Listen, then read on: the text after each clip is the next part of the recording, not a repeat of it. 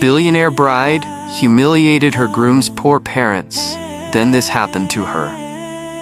The $15,000 bottle of Armand de Brignac champagne hung in Chizem Okafor's perfectly manicured hand for one suspended moment before she tilted it forward. The golden liquid cascaded over the gray-haired woman's head in slow motion, drenching her faded Ankara head wrap, streaming down her face, soaking into the worn lace blouse she'd probably saved for months to buy. 300 guests, Lagos's elite, business moguls, society women dripping in diamonds, gasped in unison. The live band stopped mid-note. Even the waiters froze with their trays suspended in mid-air. The Grand Pavilion Ballroom in Lekki, the most expensive wedding venue in Lagos, had never seen anything like this. "There," Chizem said, her voice dripping with contempt as she dropped the empty bottle onto the marble floor where it rolled in lazy circles. "Now you look exactly like what you are, villagers who don't belong here." The man beside her, the woman's husband, stood rigid as champagne dripped from his wife's trembling chin onto his oversized Sunday suit. His weathered hands slowly clenched into fists, then deliberately unclenched. Once, twice, 3 times. Breathing, controlling. "Chizem," he said quietly, his voice somehow cutting through the shocked silence. "We are Tobena's parents. Your husbands. I know who you are."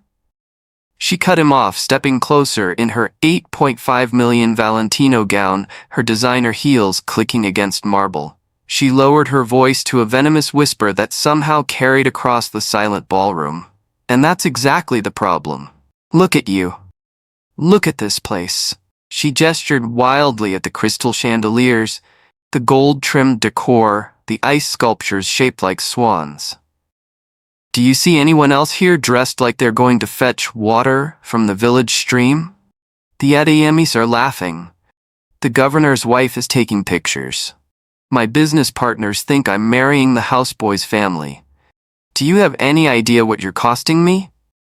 She turned to her wedding planner, a thin woman who looked ready to faint. "Get them out now. And somebody clean up this mess before the cake cutting. I will not have my Swarovski cake stand sitting next to this."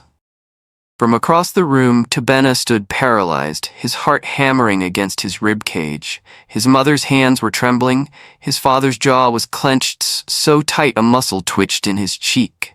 And then his father did something that made Tobena's blood run cold. He smiled. Not a happy smile. Not an angry smile. It was the smile of a man who knew something. Something that shifted the entire axis of power in that room, though only 3 people present could have told you why. "Chisam," his father said quietly, pulling a handkerchief from his pocket to dab at his wife's dress. "There is a proverb. The lizard that jumped from the high Iroko tree to the ground said he would praise himself if no one else did. But there is another one they don't teach proud children anymore." He looked directly into her eyes. "A fowl that will grow into a cock can be spotted the very day it hatches." Then he took his wife's hand, turned, and walked toward the exit.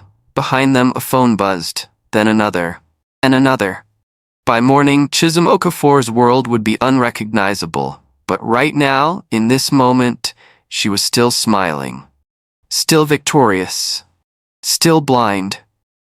"Hey, beautiful people. If you're new here, welcome to the family. I'm so glad you found this story because what you're about to hear, listen, it's going to take you on a journey. Before we dive in, do me a quick favor. Drop a comment and let me know where you're watching from.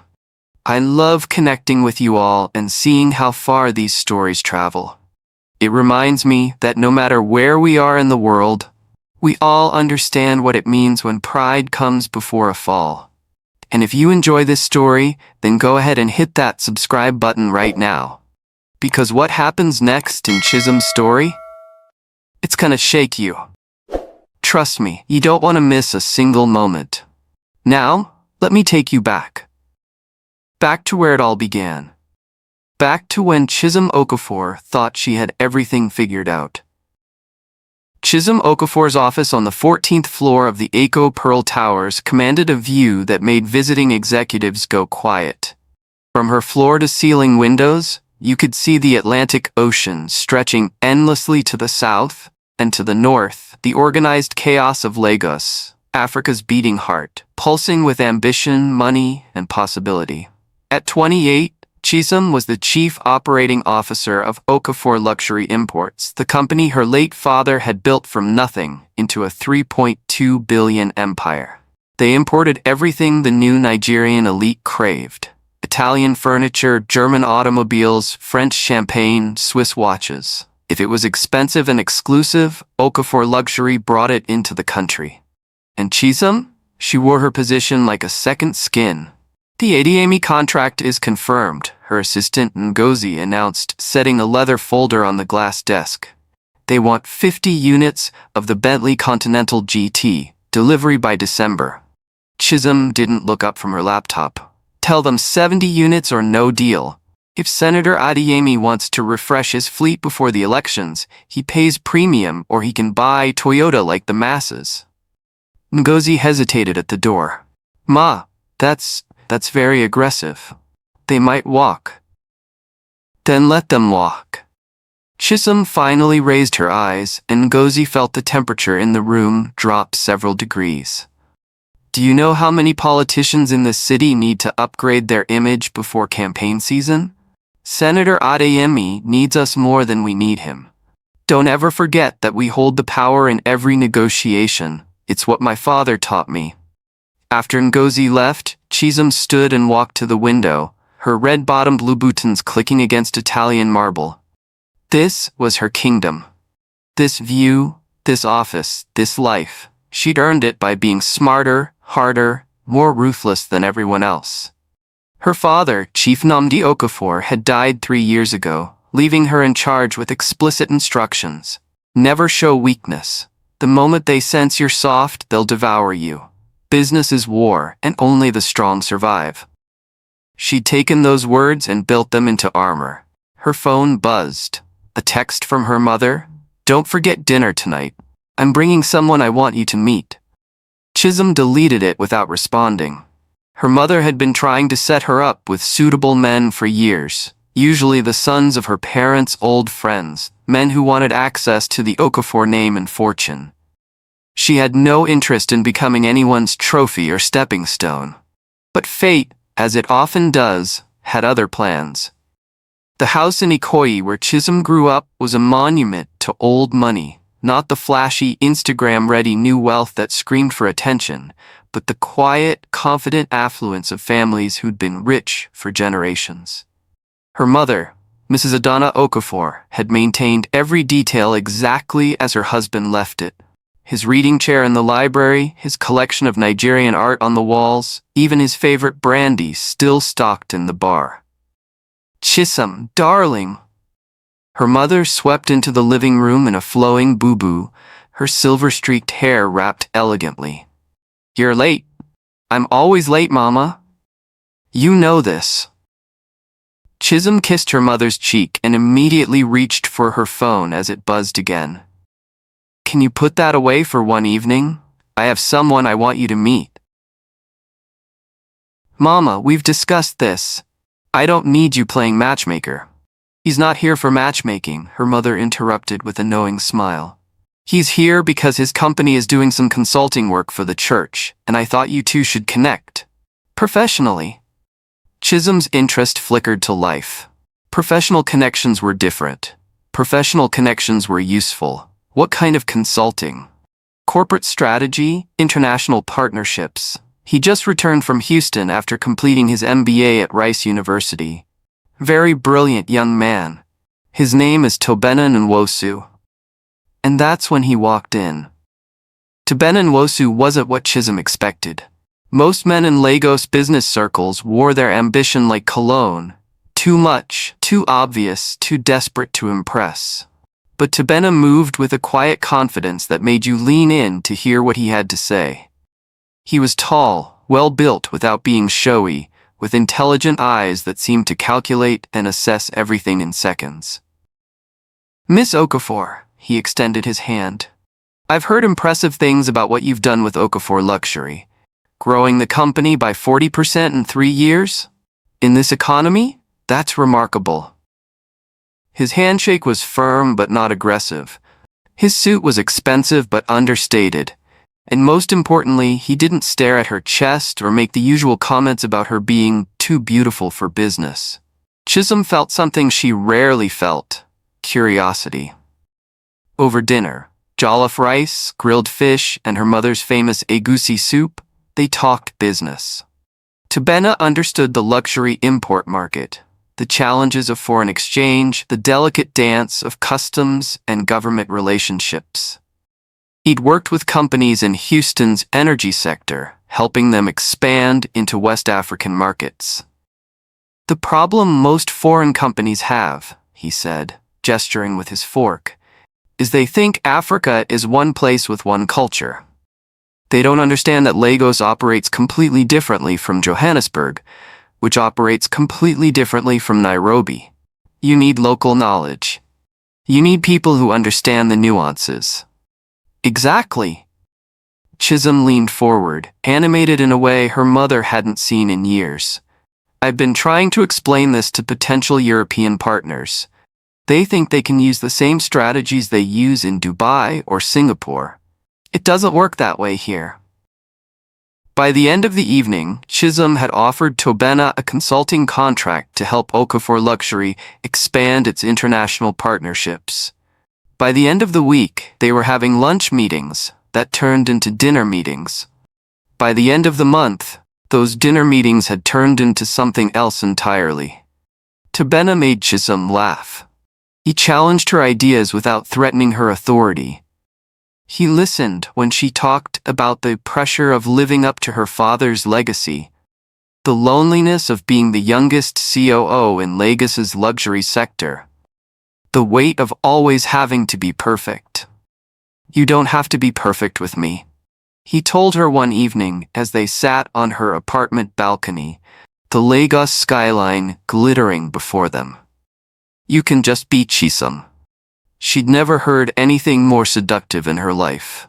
3 months later, when he proposed on a yacht in the Lagos lagoon, she said yes before he'd even finished the question. But she had never asked about his family. She had never asked where he came from. She had never asked why a man with an MBA from Rice University, who spoke about million-dollar deals and international markets, drove a modest Toyota and lived in a simple apartment in Yaba. Pride, as they say, blinds even the sharpest eyes. The wedding planning began exactly the way Chisholm wanted it, under her complete control.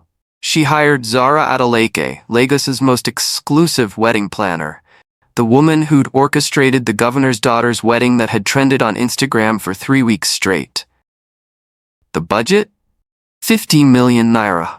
The venue? The Grand Pavilion in Lekki. The guest list? 300 of Lagos's most influential people. I want this wedding to be talked about for years, Chisholm told Zara during their first meeting at her office. I want people to see it and understand what the Okafor name represents. Excellence, elegance, power. Zara nodded, scribbling notes in her leather-bound planner. And the groom's family? How involved do they want to be in the planning? Chisholm waved her hand dismissively. Tobena handles his side. I handle mine. That's how we work. But that's not how traditional Igbo weddings worked, and Tobena knew it. Chisholm, he said carefully that evening in her apartment, watching her flip through fabric swatches for bridesmaid dresses, my parents want to meet with you, to discuss the wine-carrying ceremony, the introduction, the traditional rites. She didn't look up. Can't we just combine everything into one day? The white wedding is already going to be exhausting. Do we really need all the traditional extras? Tobena's jaw tightened. It's not traditional extras. It's our culture. It's respect for both families coming together. Your family can participate in the white wedding, Chisholm said, finally meeting his eyes. I'm not being disrespectful, Tobena. I'm being practical. We're modern people. We don't need to perform every single ritual our grandparents did. What she didn't say, what she was really thinking, was that she didn't want to waste time and money on ceremonies for a family she'd never met, and frankly wasn't particularly interested in meeting. Tobena was educated, sophisticated, successful. His family was somewhere in the background, irrelevant to the life they were building. "When do I meet them anyway?" she asked, softening her tone when she saw the tension in his shoulders. "Your parents?" "They're coming to Lagos next month," Tobena said quietly. "My father has some business to attend to." "What kind of business?" The question hung in the air for a moment too long. "Just business," Tobena finally said. "He'll explain when you meet him." Red flag number 2. But Chisholm was too busy choosing between Italian silk and French lace to notice. Chisholm was in the middle of a tense negotiation when Ngozi burst into her office, breathless with excitement. Ma! The Donovan contract. It went through." Chisholm looked up sharply from her conference call. "Excuse me, gentlemen," she said to the faces on her laptop screen. "Emergency. I'll call you back." She ended the call and turned to Ngozi. "What did you just say?" "The Donovan Energy contract from Houston." Ngozi was practically bouncing. "They just confirmed $2 million for exclusive import rights for all their executive furnishings and equipment in Nigeria. Ma, this is the biggest international deal we've ever landed." Chisholm felt her heart race. She'd been pursuing Donovan Energy for 8 months, a Texas-based oil and gas company expanding aggressively into West Africa. Landing them as a client would open doors to every other American energy company operating in Nigeria. It was the kind of deal that would put Okafor Luxury on a completely different level. They said yes, just like that. "Well," Ngozi consulted her tablet, "apparently someone very high up in their West African advisory board put in a strong recommendation for us. They said you came highly endorsed by trusted partners who understand the market." "Who? Which advisory board member?" Ngozi shrugged. "They didn't say. But Ma, who cares? This is incredible. Your father would be so proud." Chisholm stood and walked to her window, her mind racing. She'd worked every connection she had to get in front of Donovan Energy. She'd flown to Abuja twice to wine and dine their regional director. She'd prepared proposals that her team had spent weeks perfecting, but she'd never gotten close to their West African advisory board. She didn't even know who sat on it. Someone had helped her. Someone with serious influence. The thought should have made her curious, grateful, humble even. Instead, Chisholm felt only vindication. "See?" she thought, looking out at Lagos sprawling beneath her. "This is what happens when you're the best. Opportunities find you. People recognize excellence." She called her mother immediately. "Mama, we need to upgrade the wedding budget. I just landed a $2 million contract. We're celebrating properly." Her mother laughed. "Chisholm, 50 million naira wasn't enough for you?" 65 million, Chisholm corrected. "I want ice sculptures. I want a live orchestra. I want every single person at that wedding to understand that they're witnessing the marriage of Lagos's next power couple." What she didn't know, what she couldn't have known, because her pride wouldn't let her ask the right questions, was that the trusted partner on Donovan Energy's West African Advisory Board was a man named Chief Chukwuma Nwosu, Tobena's father. The same man who owned 68% of Okafor Luxury imports through a web of shell companies and silent partnerships that Chief Nnamdi Okafor had secretly sold him 8 years ago when the company was drowning in debt. The same man who'd been quietly steering contracts and opportunities toward Okafor Luxury for 3 years, ensuring his future daughter-in-law's company thrived. The same man who now sat in a modest house in Surulere with his wife, reading the invitation to his son's wedding with a heavy heart. "They're in Lagos," Tobena said, standing in Chisholm's office doorway. "My parents, they're staying with my uncle in Surulere. They want to take you to dinner tonight." Chisholm was reviewing the Donovan Energy contract for the 3rd time, marveling at the terms. It was almost too good to be true. payment structures that favored her company, flexibility on delivery timelines, premium pricing with no pushback. Tonight? She didn't look up. Tobena, I have the Adeyemi dinner tonight. You know this. Senator Adeyemi wants to discuss expanding his order to 80 vehicles. I can't miss that. Chisholm. His voice had an edge she rarely heard. You've postponed meeting my parents 3 times now. 3 times. What am I supposed to tell them? Tell them we'll do it next week, after the Adeyemi deal closes. She finally looked at him, and her tone softened just slightly. Baby, you know how important this is.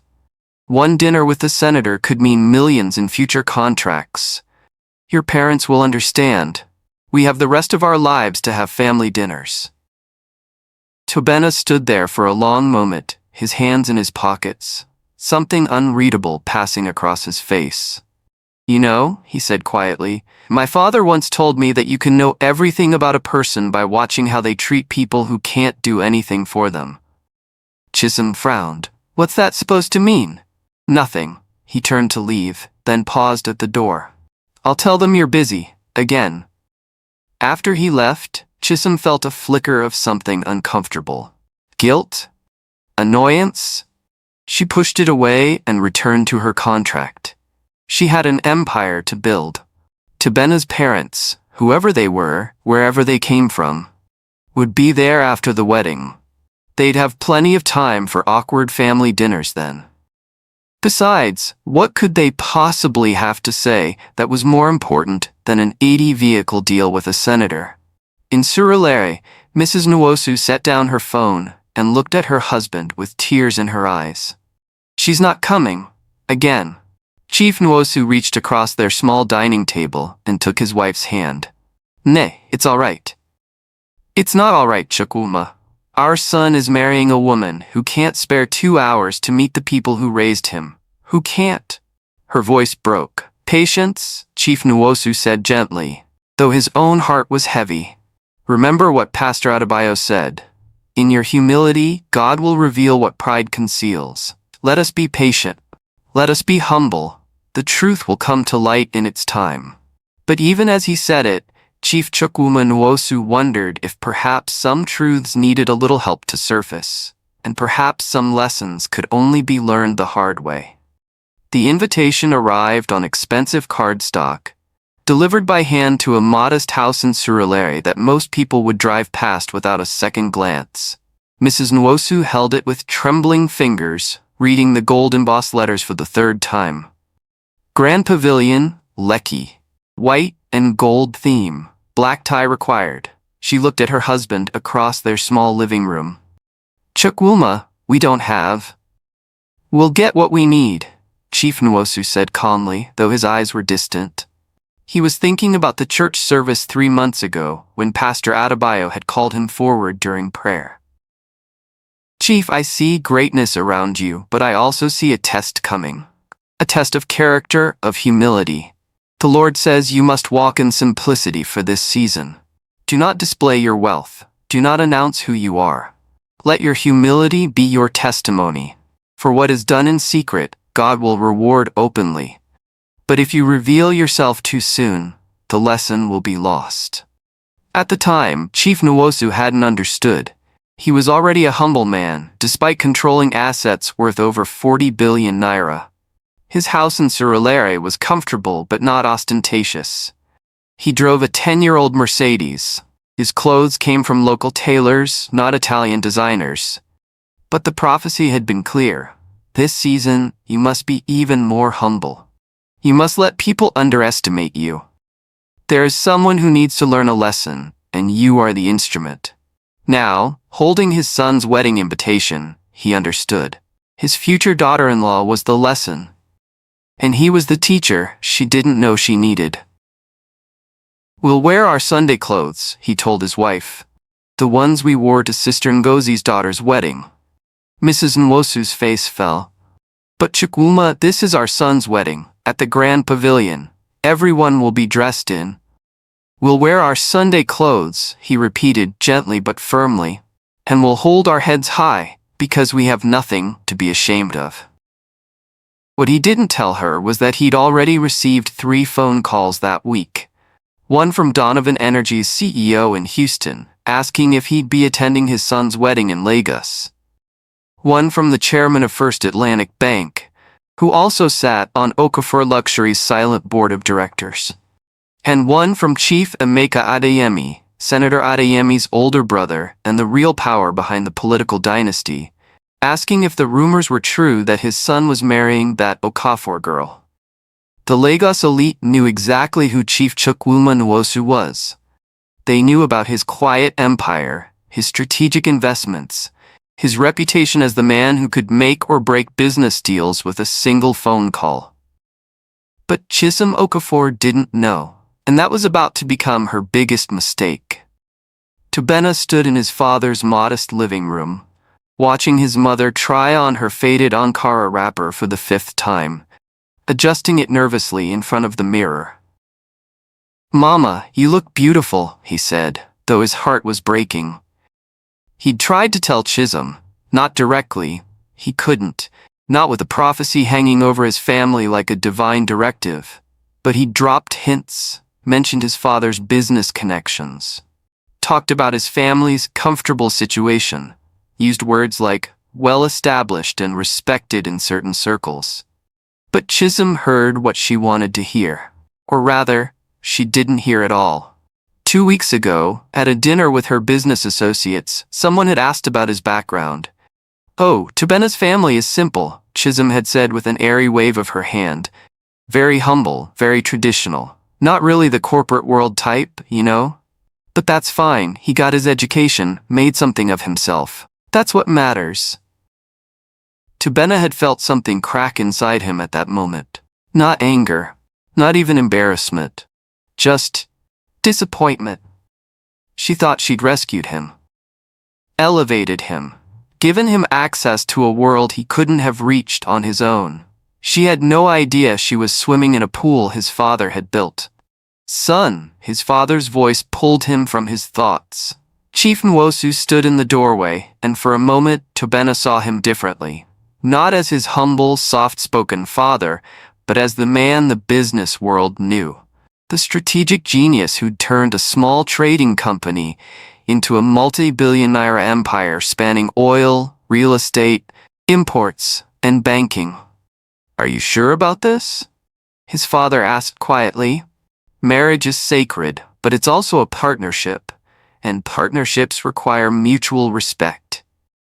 Tobena thought about Chisom's laugh, the way she challenged him intellectually, the rare moments when she let her guard down and showed him the vulnerable girl beneath the CEO armor, the way she'd cried in his arms when she talked about her father's death, about the pressure of living up to his legacy. "I love her, Papa," he said finally, "and I believe she can change. She just needs to see beyond her pride." Chief Nwosu studied his son's face for a long moment. "Then we pray that the lesson comes before the marriage, not after. Because after," he shook his head, "after would be much more painful." The bachelor party was everything Lagos money could buy. Chisom had insisted on organizing it herself, a yacht party with 100 guests, premium drinks, a live DJ flown in from South Africa, and enough Instagram moments to trend for days. Tobena's friends from Rice University had flown in. His cousins from the East came. Even some business associates he'd worked with during his MBA program made the trip from Houston. But something felt off. One of his Rice classmates, Marcus, a tall African-American guy who'd interned at Donovan Energy, pulled him aside during the party. "Yo, T, I didn't know your pops was the Chief Nwosu," Marcus said, laughing. "My boss at Donovan talks about him like he's some kind of legend, said he basically opened all our West African doors. You never mentioned your family was connected like that." Tobena's stomach dropped. "Marcus, maybe we shouldn't. And bro, congratulations on your girl's company landing that Donovan contract. That's huge. Though between us," Marcus lowered his voice conspiratorially, "my boss said it was your dad who pushed it through. Called it a family courtesy or something. Must be nice having that kind of pull, right?" The music pounded. People laughed and danced around them. The yacht sliced through the Lagos lagoon under a perfect sky, and Tobena felt the future shift beneath his feet like sand. Because 3 of Chisum's business associates were standing less than 10 feet away, and from the way their heads had turned, the way their eyes had sharpened with sudden interest, he knew they'd heard every word. By morning, the whispers would start. By afternoon, the questions would come, and by evening, Chisum would discover that the ground she thought she stood on had never been hers at all. The test was about to begin. Chisum woke up to 17 missed calls. It was 6:47 a.m., 3 days before the wedding, and her phone was vibrating like it had a personal vendetta against her sleep. She reached for it groggily, squinting at the screen in the gray morning light filtering through her bedroom curtains. Ngozi. Her mother. Zara the wedding planner. 3 unknown Lagos numbers. 2 of her board members. And most strangely, Chief Emeka Adeyemi, the senator's older brother, a man so powerful he rarely called anyone directly. Something cold slithered down her spine. She called Ngozi first. "Ma, thank God." Ngozi's voice was frantic. "Ma, there are rumors, very serious rumors about your fiancé's family and—" "Slow down. What rumors?" "People are saying, Ma, they're saying Chief Nwosu is Tobena's father. Chief Chukwuma Nwosu, the Chief Nwosu." Chisum's mind went blank for a moment. "What are you talking about? Who is Chief Chukwuma Nwosu?" There was a beat of shocked silence on the other end. "Ma, you don't know who Chief Nwosu is. Should I?" Another silence, longer this time. When Ngozi spoke again, her voice had changed, like she was speaking to a child who just admitted they didn't know the sky was blue. "Ma, Chief Chukwuma Nwosu controls half the major business deals in Lagos. He's on the boards of 8 Fortune 500 companies. He brokers oil contracts. He's advisor to 3 West African governments. People call him the Quiet King because he never makes noise but everyone answers when he speaks. Ma, if this is true, if Tobena is his son..." The phone slipped slightly in Chisum's hand. "That's impossible. I've met Tobena's parents. They're simple people. They live in Surulere. They dress like..." "Ma, Chief Nwosu lives in Surulere. Everyone knows this. He's famous for being humble despite his wealth. It's part of his reputation." The walls of Chisum's bedroom suddenly felt too close. "This is ridiculous. Someone spreading lies, probably jealous competitors trying to ruin my wedding. I'm calling Tobena." She hung up and immediately dialed her fiancé. It rang 5 times before he answered. "Chisum?" Just her name. Not baby, or my love, or any of the endearments he usually used. Just her name. Flat and careful. "Tobena, people are saying insane things about your father. Tell me it's not true. Tell me your father isn't some secret billionaire and I've been..." She stopped, unable to finish the sentence. The silence on the other end was deafening. "Tobena? What do you want me to say, Chisum?" His voice was quiet, resigned. "That my father is poor? That my family has nothing? Would that make you feel better?" Her heart was pounding now. "Answer the question. Is your father Chief Chukwuma Nwosu? Yes or no?" "Yes." The single word landed like a bomb. "And you never told me. You let me. You watched me." Her voice was rising, hysteria creeping in at the edges. "How could you lie to me like this?" "I didn't lie." Tobena's voice was still maddeningly calm. "You never asked. In 2 years, Chisum, you never once asked about my family. Where they lived, what they did, who they were. You assumed, and I let you assume, because my father asked me to. He wanted to see, he wanted to know if you would." "If I would, what?" She was shouting now, standing in her bedroom in her silk nightgown, her perfect life crumbling around her like a sandcastle hit by a wave. "If you would respect people who couldn't do anything for you," Tobena finished quietly. "If you could love someone without caring about their status or their connections. If you could see value in people, beyond what they could add to your empire." Chisum felt like she'd been slapped. "That's not fair. That's not... I've been nothing but good to you.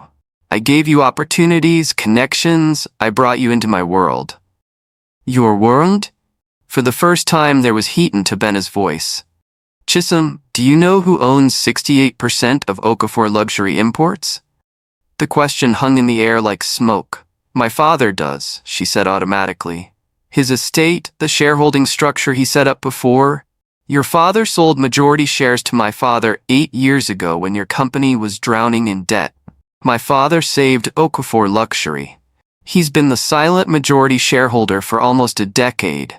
Every major contract you've celebrated, every business miracle you thought you earned through your brilliance, my father opened those doors. The dawn of an energy deal, he sits on their advisory board. He gave you that contract as a wedding gift. The room was spinning. Chisholm reached out and gripped her dresser for support. You're lying.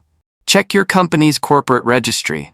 Check the shell companies that hold your shares. Nwosu Holdings, Chukwuma Investment Trust, Eastern Star Enterprises.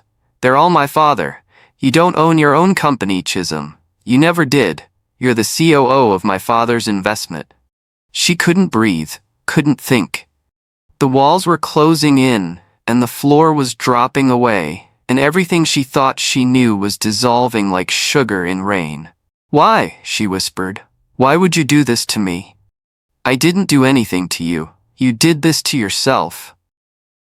Tobena's voice cracked slightly, and she realized he was crying. I loved you, Chisholm. I still love you, but you couldn't even spare 2 hours to have dinner with my parents. You postponed meeting them 3 times.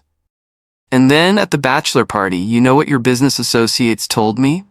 They said you'd been laughing about my humble village family for weeks, that you told them I was a project, that you were elevating me. Tobena, I didn't mean. The wedding is in 3 days, he interrupted.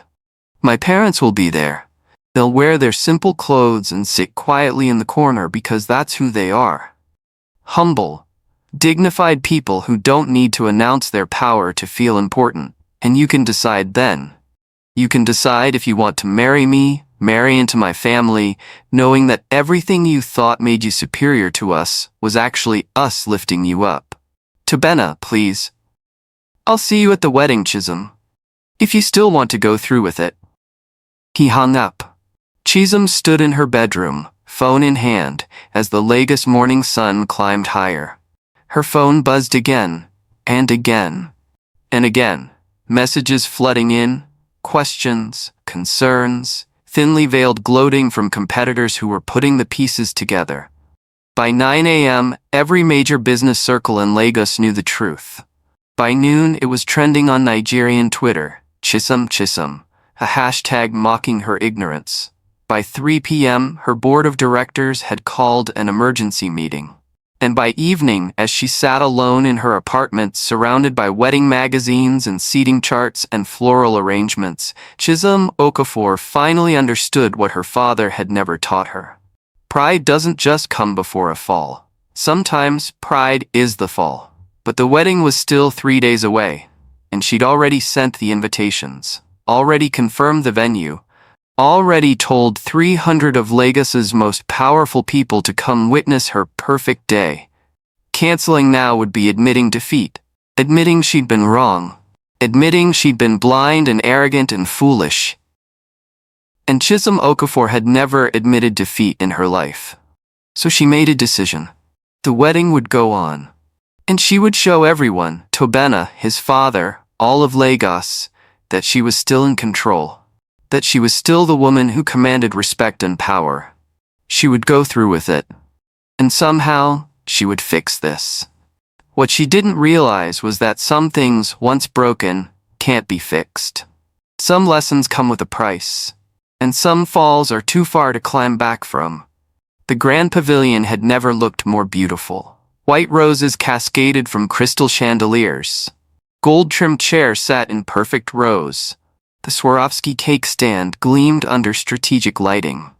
Ice sculptures, shaped like swans, slowly melted in the Lagos heat, adding a touch of impossible luxury to an already extravagant display.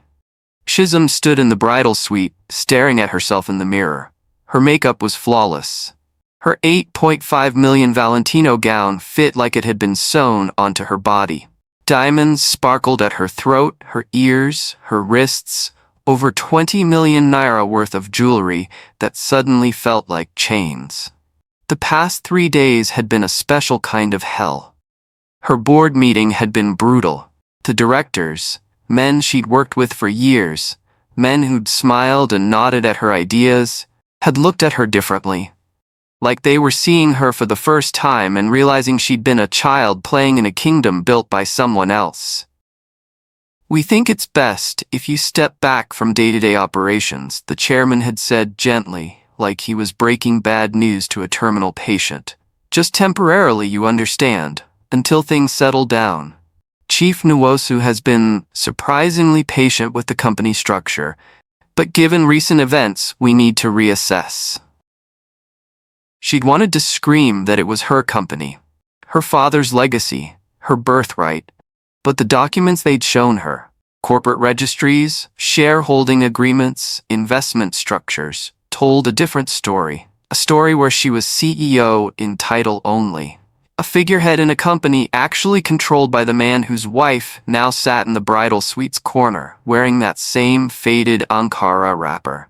Mrs. Nwosu had arrived an hour ago with 2 other women, relatives from the East, introduced simply as aunties. They'd tried to smile, tried to make conversation, but Chisholm had barely looked at them. Even now, knowing what she knew, she couldn't bring herself to engage with these women who dressed like they were attending a church service in some remote village instead of Lagos's wedding of the year. "My dear," Mrs. Nwosu said softly, standing up and approaching Chisholm's chair. "You look very beautiful. Tobena is blessed to have." "Where is he?" Chisholm cut her off, her voice sharp. She hadn't seen Tobena since their phone call 3 days ago. He'd sent one text, "I'll be at the church, we'll talk after." Mrs. Nwosu's smile faltered. "He's with his father, they're coming together." "Of course they are," Chisholm muttered, turning back to the mirror. She caught Mrs. Nwosu's reflection, the hurt that flashed across the older woman's face, the way her shoulders sagged slightly. For a microsecond, something stirred in Chisholm's chest. Something that might have been shame or regret or the beginning of understanding. But then her phone buzzed with another message from a business associate, another veiled comment about her interesting family situation, and that something hardened back into defensive anger. This wasn't her fault. She'd been deceived, manipulated, set up to fail by people who'd hidden the truth from her. The wedding planner knocked on the door. "Miss Chisholm, the guests are all seated. It's time." The ceremony itself was a blur. Chisholm walked down the aisle on her uncle's arm, past rows of Lagos's elite whose whispers sounded like hornets. She saw the governor's wife leaning to whisper to her neighbor. Saw business rivals smirking behind their programs. Saw social media influencers already typing on their phones. And there in the back corner, almost hidden behind a decorative pillar, sat Chief Chukwuma Nwosu and his wife. He wore the same oversized Sunday suit. She wore the same Ankara wrapper. They sat with their hands folded, dignified and still, like they were occupying space they knew they didn't quite fit into but refused to apologize for. Chisholm felt rage bubble up hot and bitter in her throat. "How dare they?" she thought. "How dare they come here dressed like that, embarrassing me, making me look like—" But then she reached the altar and saw Tobena's face. He looked at her with such sadness, such resignation, that her anger wavered for just a moment. This was the man she'd fallen in love with, the man who'd made her laugh, who'd held her when she cried about her father, who'd seen past her armor to the scared girl underneath, the man whose family she'd dismissed and disrespected for months. The ceremony proceeded. Words were said. Vows were exchanged, though both their voices sounded hollow, mechanical. The pastor spoke about love and respect and partnership, and every word felt like an indictment. And then they were pronounced husband and wife. The reception began. Chizom tried. She genuinely tried to maintain composure, to play the perfect bride, to salvage what remained of her reputation. But then she saw them at the gift table. Chief and Mrs. Nwosu standing near the elaborate display of wedding presents, crystal, china, envelopes fat with cash from generous guests. They looked so out of place, so obviously uncomfortable, that several guests were staring and whispering. And something in Chisholm snapped. All the humiliation of the past 3 days, all the whispers and smirks and pitying looks, all the board meetings and declined calls and social media mockery, all of it crystallized into one burning thought. This is their fault. They did this to me. She grabbed a bottle of champagne from a passing waiter. Armand de Brignac, 15,000 a bottle, the best money could buy, and walked toward them with purpose. Chisholm, Tabena's voice came from behind her, sharp with warning. Chisholm, don't, but she didn't stop. And then we arrive back at the moment where we began. The champagne pouring over Mrs. Nwosu's head, the gasps, the shocked silence, the marble floor, the 300 witnesses. Tabena reaching his parents just as his father spoke those prophetic words about fowls and floods. And then the phones. Buzzing, ringing, chiming with notifications that grew louder and more insistent by the second. Chief Emeka Adeyemi stood up from his table, his phone pressed to his ear, his face grave. He walked quickly toward the exit, followed by 3 other business moguls. The chairman of First Atlantic Bank checked his phone and went pale. 2 board members from Okafor Luxury exchanged looks and hurried toward the door.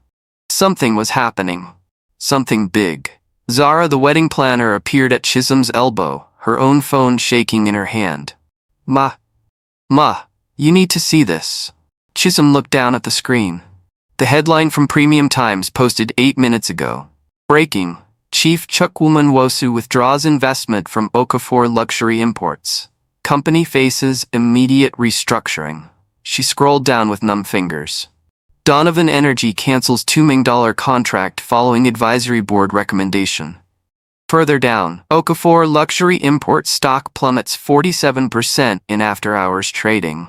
And finally, from a Business Insider blog she followed religiously. Sources say, without Nwosu investment, Okafor Luxury facing bankruptcy within 60 days. The phone slipped from her hand and shattered on the marble floor, pieces of glass and metal scattering like her carefully constructed life. Tabena stood across the room, his arm around his mother who was still dripping with champagne, his father's hand on his shoulder. Their eyes met across the ballroom. And in that moment, Chisholm saw what she'd been too blind to see before. Tabena wasn't angry. He wasn't vengeful. He was just done. He reached into his jacket pocket and pulled out a piece of paper. Even from 20 feet away, she knew what it was. An annulment petition. Already signed by his lawyers. Waiting only for her signature. He set it on a nearby table and walked toward the exit. His parents beside him, their heads high despite everything. 300 guests watched in absolute silence as Chief Chukwuma Nwosu, one of the most powerful men in West Africa, walked out of his son's wedding reception with champagne still dripping from his wife's clothes. Walked out with more dignity in his simple Sunday suit than Chisholm had ever possessed in all her designer gowns combined. The band had stopped playing. The cameras had stopped flashing. Even the ice swans had stopped melting, as if the universe itself was holding its breath. Chisholm stood alone in her $8.5 million gown, in the center of her $65 million wedding, surrounded by 300 of Lagos's most influential people. And she had never been more poor. If you're still watching, I need you to take a breath with me right now, because what you just witnessed wasn't just a wedding disaster. It was a masterclass in what happens when pride blinds us to the value in others. Before we get to the epilogue, and trust me, you need to see how this ends, hit that subscribe button if you haven't already. These stories about karma, about power hidden in humility, about the price of arrogance, they're not just entertainment, they're mirrors. They're lessons wrapped in drama. Drop a comment and tell me, do you think Chisholm could have saved this? Was there a moment where she could have turned it around? Or was she always destined to fall? Now let me show you what happened 18 months later. The coffee shop in Ikeja was nothing like the places Chisholm used to frequent.